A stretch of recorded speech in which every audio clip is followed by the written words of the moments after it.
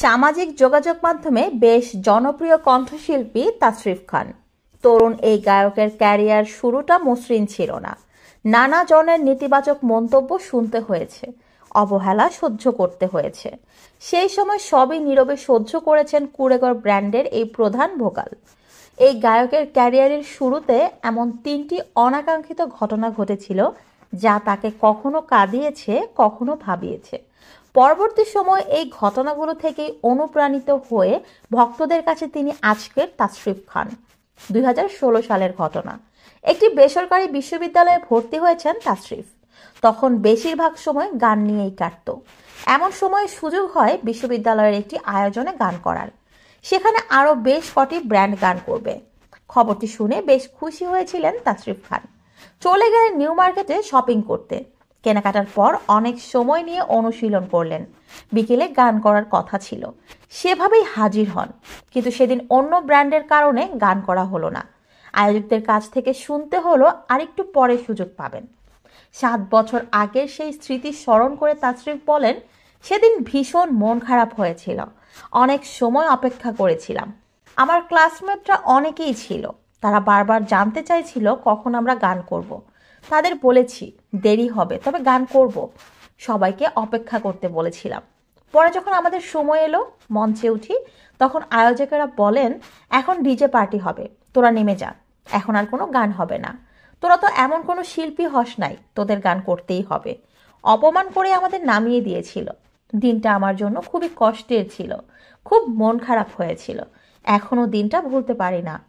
ক্যারিয়ারের শুরুর দিকের এই দিনগুলো চাইলেও ভুলতে পারে না তাসরিফ। এমন আরও 2টি ঘটনা তাকে সবসময় মনে করিয়ে দেয় আরও এগিয়ে যেতে হবে, আরও ভালো করতে হবে। তখন পেশাগতভাবে ব্যান্ডের দল গঠন নিয়ে কাজ করছেন। দাঁড় করিয়েছেন কুঁড়েঘর ব্র্যান্ড দল। সেই সময় রবীন্দ্র সরোবরে ঘুরতে গিয়েছিলেন তারা। গিয়ে দেখতে পান সেখানে শীতার্ত মানুষদের সহায়তার জন্য গান হচ্ছে। সেদিন যারা গান গাইছিলেন তাদের পাশে ভয়ে ভয়ে গিয়ে বসেন তাসরিফ। তাদের গানের সঙ্গে তাল মেলাতে থাকেন। একসময় সেই গায়কেরা কিছুটা বিরতি নেন। সেই সুযোগে অনুমতি নিয়ে একটি গান করেন তাসরিফ। গানটি ছিল 7 রাজার ধন। তাসরিফ সেই অভিজ্ঞতা ভাগাভাগি করে লিখেছেন। আমি চোখ বন্ধ করে গানটি গাইছিলাম। চোখ খুলে দেখি অনেক মানুষ জড়ো হয়ে গেছেন, গান শুনছেন।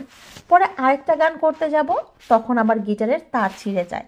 পাশেই যারা গিটার বাজাচ্ছিলেন তাদের কাছে গিয়ে অনুরোধ করে গিটার নিতে চাইলাম। কিন্তু যার গিটার, তিনি হঠাৎ বললেন, এটা অনেক দামি গিটার, ধরার মতো যোগ্যতা এখনো তোমারও হয়নি।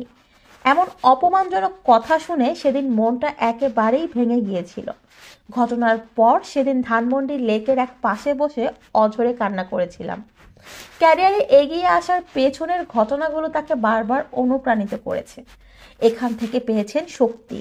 তাকে গান করতে হবে, দর্শক যেন তার গান পছন্দ করেন, সেই জায়গায় যেতে হবে, গান দিয়ে কিছু একটা করতে হবে। এটা সবসময় তার মাথায় থেকেছে, যে কারণে কোনো অপমানই তিনি গায়ে মাখেননি। আরেক দিনের ঘটনা। পরবর্তী ঘটনার জন্য মোটেও প্রস্তুত ছিলেন না এই গায়ক, কারণ তিনি সবসময় শুনেছেন সৃষ্টিশীল মানুষেরা নরম মনের হন। এমন একজন তাসরিফকে অপমান করলেন। সে কথা বলতে গিয়েও মন খারাপ হয়ে এলো এই শিল্পীর। 3 বছর ধরে নিজেই গান লেখেন তাসরিফ। সেই গান কিভাবে রেকর্ডিং করবেন সেটা নিয়ে তেমন কোনো ধারণাই ছিল না। কিভাবে মিউজিক করে, ভোকাল দেয়, এসবগুলো জানতেন না। তাসরিফের ইচ্ছা একটি গান রেকর্ডিং করার। এক বন্ধুর কাছ থেকে একজন নামকরা কম্পোজারের মুঠোফোন নম্বর জোগাড় করেন। তাকে সব খুলে বলেন। সব শুনে 8 বছর আগে সেই মিউজিক কম্পোজার 40,000 টাকা চান। ওই সময় তাসরিফের কাছে এই অর্থ মানে পাহাড় সমান টাকা। গিটার বিক্রি ও পরিবারের থেকে সাকল্যে 10,000 টাকা জোগাড় করতে পারেন। সেই অর্থ দিয়ে কম আয়োজনে গানটি করে দিতে বলেন। এর উত্তরে তাসরিফ সেদিনও চুপ হয়ে গিয়েছিল।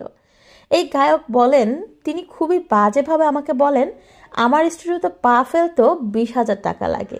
তিনি অপমান করেন। তখন ভাবি, আর কত ছোট হব, নিজেরা যা পারি সেভাবেই গান করব।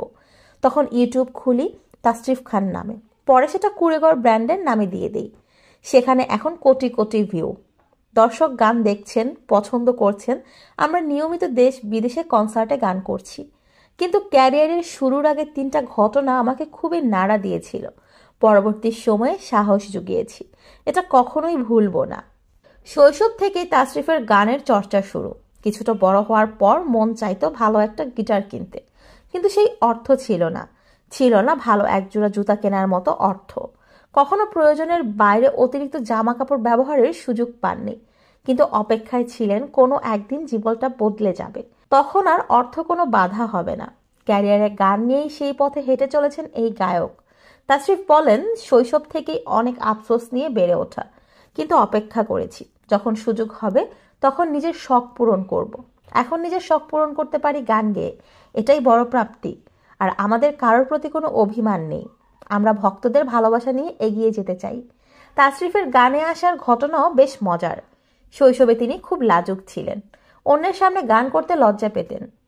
তিনি একদিন নিধুয়া পাথারে শিরোনামে একটি গান মুঠোফোনে রেকর্ড করেন, ভয়ে ভয়ে ফেসবুকে গানটি পোস্ট করেন।